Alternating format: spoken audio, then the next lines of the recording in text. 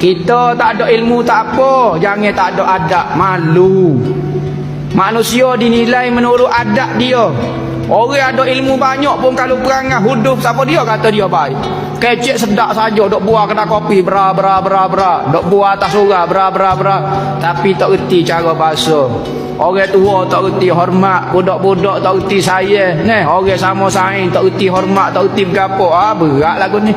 Kecek huduf, kecek kasar, cara berjalan pun tak reti tengok. Tak reti budak lagu ni Tapi orang tak ada ilmu lah mana, tapi adab tu banyak, akan disayangi oleh Allah dan makhluk. Bukan kata hamba ni beradab ni nak suruh makhluk saya. Tak, bukan kata makhluk saja saya orang beradab ni. Allah Ta'ala saya tu nombor satu sekali orang beradab. Sebab itulah Nabi Muhammad kata benda yang paling berat sekali ditimbang di dalam neraca Tuhan ni, dalam timbangnya Tuhan adalah adab. Akhlak yang baik.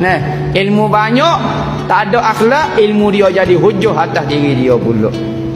Ilmu itu dunia, maka adab dan praktika dia itu adalah akhirat. Ilmu ke dunia, ping, tulisan, buku, dunia kan? Dunia belakang nampak.